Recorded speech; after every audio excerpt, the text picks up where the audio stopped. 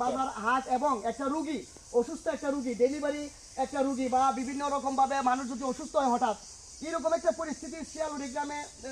বিরাজ করতেছে দীর্ঘকাল সময়। তারা দীর্ঘদিন যাবৎ বহু রাজনীতিবিদ এবং বহু নেতাদের দ্বারস্থ হয়েছে এবং হাজার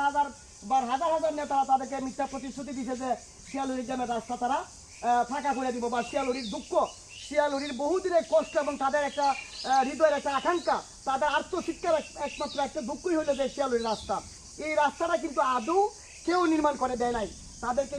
মিথ্যাভাবে প্রতিশ্রুতি সবাই দিছে, কিন্তু রাস্তা আদৌ নির্মাণ হয় নাই। আমি এখানে শুনতে পারলাম যে শিয়ালুড়ি গ্রামে একজন প্রাক্তন মুরব্বী, উনি আমাকে বললো যে দুর্গাপুর থেকে এই যে শিয়ালুড়ি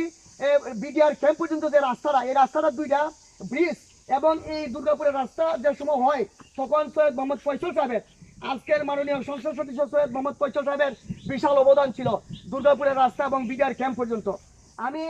মাননীয় সংসদ সদস্য সৈয়দ মোহাম্মদ ফয়সল সাহেব এবং উনার সুযোগ্য উত্তরাধিকারী সৈয়দ মোহাম্মদ ইশরাক ভাইয়ের সুদৃষ্টি কামনা করছি যে আমাদের শিয়ালুড়ি গ্রামের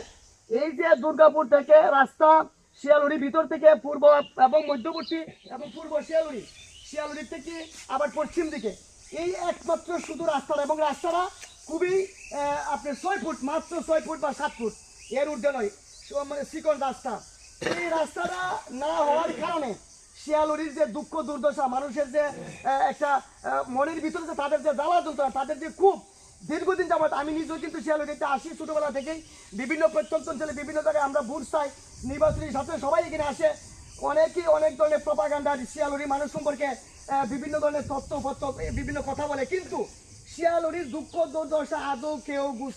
গুছে দেওয়ার চেষ্টা করে নাই। এবং শিয়ালুড়ির বেশিরভাগ মানুষ বিএনপি, এটা বিএনপি অধ্যুষিত এলাকা হতে আওয়ামী দুঃশাসনের সময় আওয়ামী লীগের লোকেরা এই অঞ্চলটাকে অবহেলা এবং অত্যাচার নির্যাতনের সঙ্গে দেখছে। আমি উদাত্ত আহ্বান জানাবো মাননীয় ডিসি এবং টিউনু এবং আমাদের মাননীয় এমপি সাহেব এবং এই এলাকার জনসাধারণ যারা এখানে উপস্থিত আছে তাদের থেকে আপনারা কিছু বক্তব্য, কিছু কথা আপনারা শুনবেন এবং এই রাস্তার সম্পর্কে কতটা যে গুরুত্বপূর্ণ। এইখানকার ছেলেমেয়েরা স্কুলে যাওয়ার বিশাল অসুবিধা, 3 কিলোমিটার 4 কিলোমিটার পথ এবং এখানে সরু উষা টিলা ঠালা, এটা একটা ব্যতিক্রম রাস্তা আর কি। এই রাস্তা অতিক্রম করে লেখাপড়া বিশাল একটা জায়গা ঘটে। কাজে আমি এই এলাকার মুরব্বীদের কাছ থেকে একটু তাদের দুঃখ দশা শুনতে চাই, আপনারা শুনবেন এবং আপনারা অবশ্যই সবাই এটা একটা গুরুত্ব দিবেন আর কি। আমি কথা বলছি আমাদের ইমাম সাহেব শিয়ালুড়ির আমাদের পূর্ব গ্রামের, উনি একটু কথা বলবে আর কি।